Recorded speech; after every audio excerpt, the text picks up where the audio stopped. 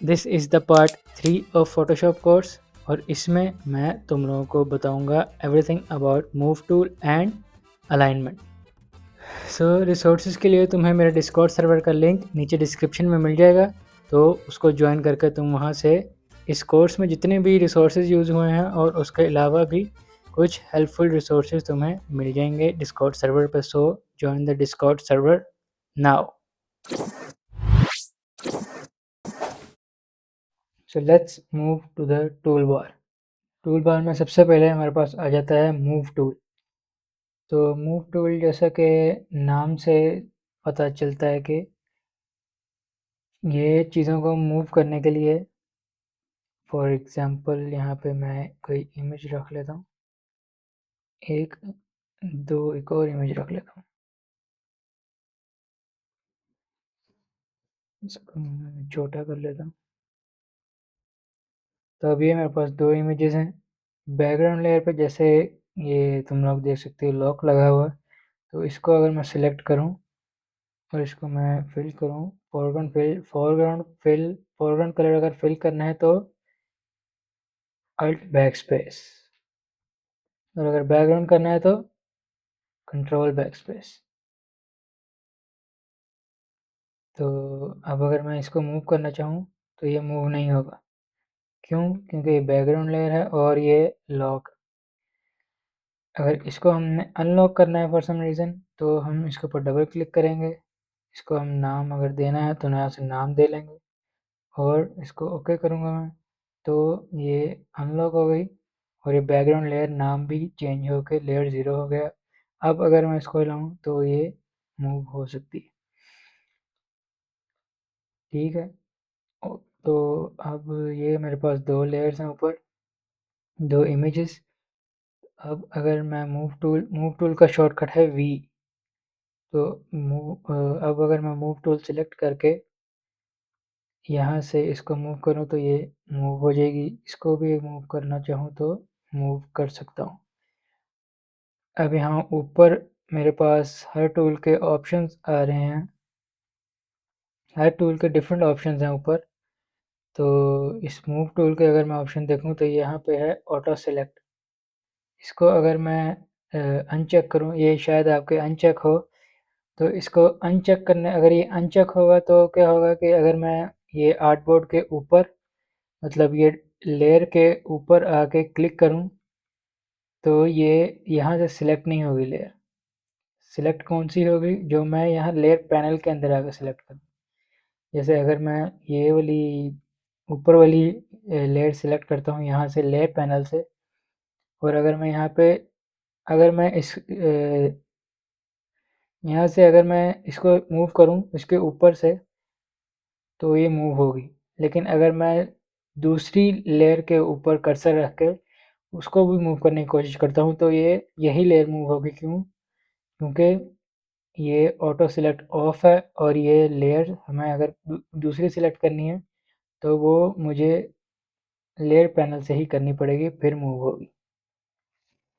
तो अगर auto select of है, अनचेक है, तो लेयर्स अगर कोई भी सिलेक्ट करके मूव करनी है तो वो मुझे लेयर पैनल से सिलेक्ट करनी पड़ेगी, और फिर मैं कहीं से भी क्लिक करके ड्रैग करूँ तो वो मूव होगी, वही लेयर मूव होगी जो मैंने लेयर पैनल से सिलेक्ट की है। तो इसको अगर आप लेयर पैनल से सिलेक्शन करके मूव करना चाहते हैं तो इसको अनचेक रहने दो। लेकिन अगर तुम चाहते हो कि आर्टबोर्ड के ऊपर डायरेक्ट अगर मैं ड्रैग करूँ तो वो मूव हो, तो इसको चेक कर लेना। उसके बाद शो ट्रांसफॉर्मेशन कंट्रोल अगर टिक करूँ, इसको चेक करूँ, ये तुम्हें नज़र आएगा ये ट्रांसफॉर्मेशन कंट्रोल्स। अब इसको हम ट्रांसफॉर्मेशन कंट्रोल मतलब ये जो आपको नज़र आ रहा है बॉक्स, एक बॉर्डर सा, इसका मतलब ये है कि इसको हम कंट्रोल्स रीसाइज या रोटेट वगैरह कर सकते हैं यहाँ से। जैसे अगर मैं इसको यहाँ पे इसके किसी भी बॉर्डर पे लेके जाऊँ तो वो एरो कर्सर चेंज हो जाता है, इसका मतलब मैं इसको छोटा बड़ा कर सकता हूँ। या इसको अगर मैं इसको यहाँ से थोड़ा बाहर लेके जाऊँ, और या फिर अगर मैं किसी कॉर्नर से करूँ तो वो रेशियो मेंटेन, बल्कि ये रेशियो मेंटेन ही है बल्कि। अगर मैं इसको बाहर को लेके जाऊँ तो ये कर्सर दोबारा चेंज हो जाता है, इसका मतलब कि मैं इसको रोटेट कर सकता हूँ। और अगर मैनुअली किसी स्पेसिफिक एंगल पे या स्पेसिफिक साइज़ में मुझे चाहिए तो मैं यहाँ पे एंगल टाइप करके इसको रोटेट कर सकता हूँ। और वापस अंडू करना है उसके लिए कंट्रोल Z। और अगर स्पेसिफिक साइज़ है तो यहाँ पे साइज़ मेंशन है, यहाँ पे मैं साइज़ लिख के, या अगर मुझे 100% है ये तो मुझे इसको 20% करना है तो मैं 20% लिख के इसको छोटा कर सकता हूँ। ये इसकी एक्स और वाई पोजीशन आ रही है, एक्स वाई।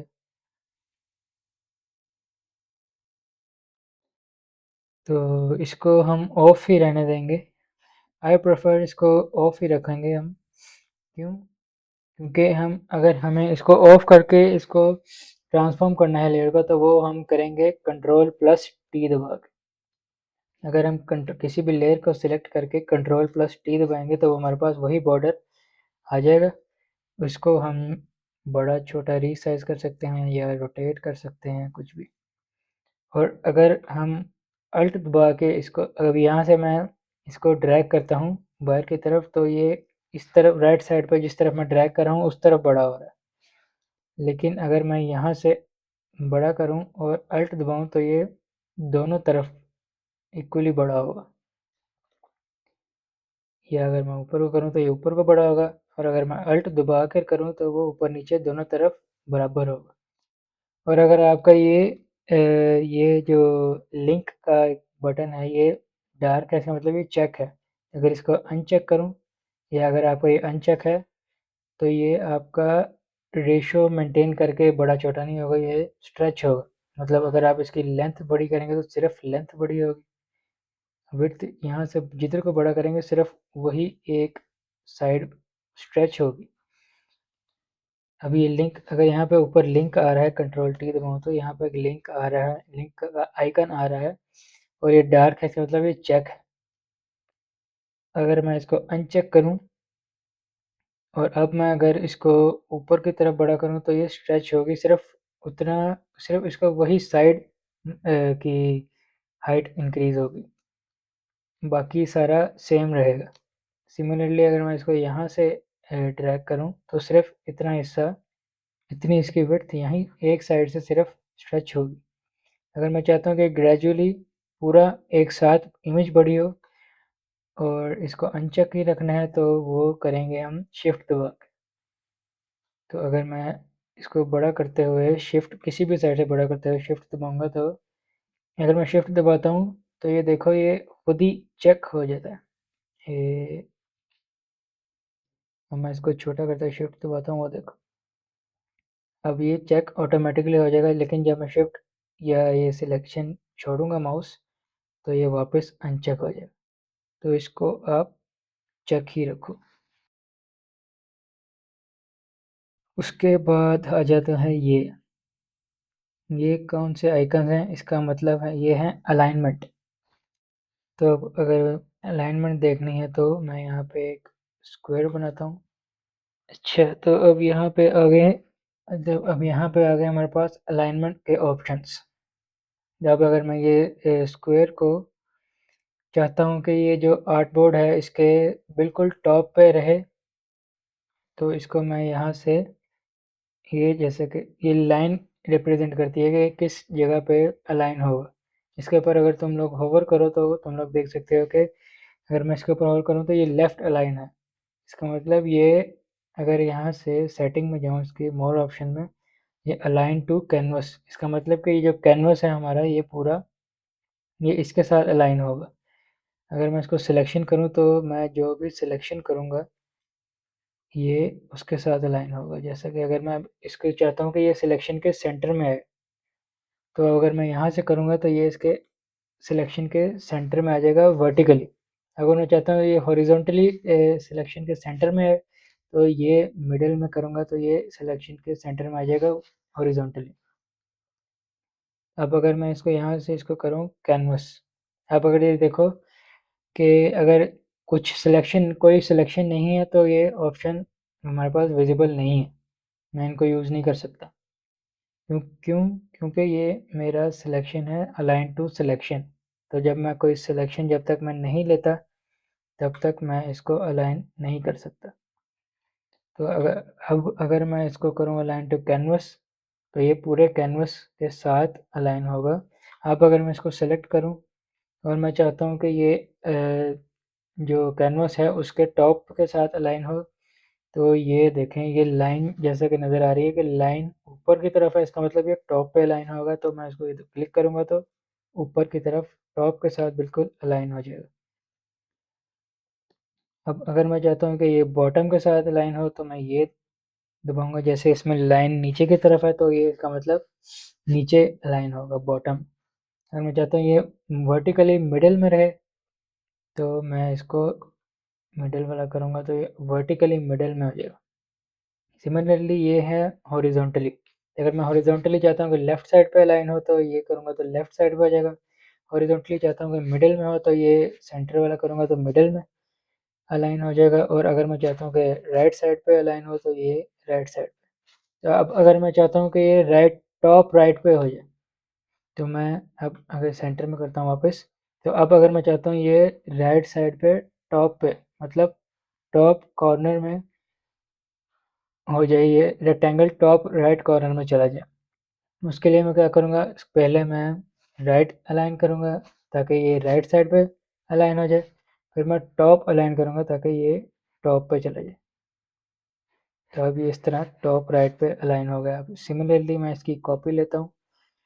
कॉपी कैसे लेंगे, यहाँ से कंट्रोल प्लस जे, या तो लेयर सेलेक्ट करके कहीं से भी डायरेक्ट सिलेक्शन कर लें या लेयर तो सिलेक्ट कर लें, तो करके कंट्रोल प्लस जे दबाएंगे तो यहाँ पे कॉपी आ जाएगी। एक और तरीका है, डायरेक्ट अगर कॉपी लेनी है तो हम यहाँ के इसके ऊपर कर्सर लेके जाएंगे और अल्ट दबाएंगे तो ये देखें कर्सर चेंज हो गया। इसका मतलब अब अगर इसको हम ड्रैग करेंगे क्लिक करके तो इसकी कॉपी बन जाएगी। कैसे, दोबारा बताता हूँ मैं। एक तरीका तो है कि इसको लेयर को सिलेक्ट करके कंट्रोल प्लस जे दबाएंगे तो कॉपी बन जाएगी। और एक और तरीका है कि अगर माउस का कर्सर शेप के ऊपर लेके जाऊंगा और अल्ट दबा के ड्रैग करूंगा क्लिक करके तो कॉपी बन जाएगी। तो अब अगर इसको मैं चाहता हूँ कि ये बॉटम लेफ्ट पे अलाइन हो जाए, तो पहले बॉटम, वर्टिकली बॉटम, फिर लेफ्ट, यहाँ से इस तरह। अब अगर एक और कॉपी लेकर मैं चाहता हूँ ये मिडिल में रहे, तो इसको मैं दोनों तरफ से वर्टिकली भी मिडिल में रहे और हॉरिजॉन्टली भी मिडिल में रहे, तो मैं इसके लिए करूँगा पहले हॉरिजॉन्टली इसको कर लूँगा मिडिल में, फिर vertically middle alignment, centre alignment. तो इस तरह ये आर्टबोर्ड के बिल्कुल सेंटर में आ जाएगा। उसके बाद ये देखें, ये दो ऑप्शन तुम लोगों को यूज़ नहीं हो सकते, जैसा कि ये तुम लोग देख सकते हो। ये क्यों, इनको मैं सेंटर अलाइन कर देता हूँ तीनों को और इनकी पोजीशन रैंडम कर देता हूँ। तो अब ये देखें तुम, अब जैसा कि तुम लोग देख सकते हो कि इसमें और इसमें इन इन दोनों के दरम्यान में जो डिस्टेंस है वो डिफरेंट है इन दोनों के दरम्यान में जो डिस्टेंस है उससे। मतलब कि इन दोनों का और इन दोनों का डिफरेंस सेम नहीं है। तो अगर मैं चाहता हूँ कि इन तीनों के दरम्यान में जो डिस्टेंस है वो सेम रहे, तो मैं इन तीनों को सिलेक्ट करूँगा। वो कैसे, या तो डायरेक्ट इसके ऊपर क्लिक करूँगा, ये सिलेक्ट हो जाएगा, शिफ्ट दबा के दूसरे पर क्लिक करूँगा और शिफ्ट दबाते हुए बगैर शिफ्ट छोड़े या दोबारा शिफ्ट दबा के इसके ऊपर क्लिक करूँगा तो ये तीनों सिलेक्ट हो जाएंगे, जैसे लेयर पैनल में भी हम देख सकते हैं। और एक और तरीका, हम यहाँ से अगर सेलेक्ट करना चाहें तो यहाँ से शिफ्ट दबा के सिलेक्ट कर सकते हैं, या फिर कंट्रोल दबा के भी अगर हम सिलेक्ट करें तो कर सकते हैं। या अगर मैं यहाँ नीचे वाली लेयर पर क्लिक करूँ और शिफ्ट दबा के ऊपर वाली लेयर पर क्लिक करूँ तो उनके दरम्यान में जितनी भी लेयर्स होंगे वो सारी सिलेक्ट हो जाएंगी। मतलब जैसे कि यहाँ पे मैं उसकी 4-5 कॉपीज ले लेता हूँ। तो अब अगर मैं नीचे वाली लेयर पे क्लिक करूँगा और शिफ्ट दबा के सबसे ऊपर वाली लेयर पे क्लिक करूँगा तो इनके दरम्यान में जितनी भी लेयर्स होंगी वो सारी सिलेक्ट हो जाएंगी। अब मैं शिफ्ट दबा के इस पर क्लिक करूँगा तो ये सारी लेयर सिलेक्ट होंगी इनके दरम्यान में। लेकिन अगर मैं चाहता हूँ कि सिर्फ ये और सबसे ऊपर वाली लेयर सिलेक्ट करूँ या कोई भी इनमें से रैंडम, मैं चाहता हूँ कि ये सिलेक्ट ना हो, ये हो और ये हो। उसके लिए मैं करूँगा कंट्रोल। तो अब अगर मैं कंट्रोल दबा के इसको और इसको सिलेक्ट करूँगा तो वो तीनों ही सिलेक्ट होंगे सिर्फ। और लेकिन अगर मैं ये शिफ्ट दबा के अगर मैं अब शिफ्ट दबा के यहाँ से सिलेक्ट करूँ तो सिर्फ वही लेयर सिलेक्ट होंगी, उनके दरम्यान वाली नहीं होंगी सिलेक्ट।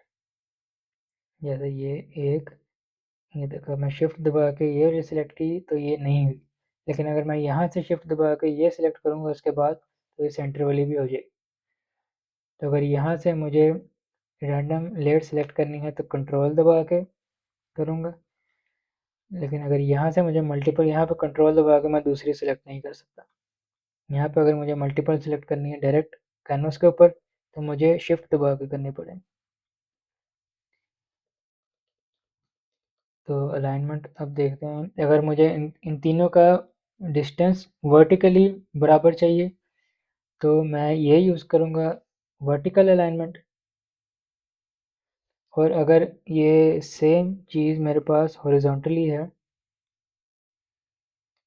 अब इन तीनों का दरम्यान में डिस्टेंस बराबर नहीं है, तब अगर मैं इनको हॉरिजॉन्टली इनके दरम्यान में डिस्टेंस बराबर करना चाहता हूँ तो मैं ये वाला टूल वर्टिकल अलाइनमेंट वाला करूँगा यूज़, डिस्ट्रीब्यूट वर्टिकली। ये याद अब इसमें ये है कि ये जो पहले चार हैं ये हॉरिजॉन्टली, तो ये पहले चार टूल हैं ये हैं हॉरिजॉन्टली, और जो दूसरे चार हैं वो हैं वर्टिकली।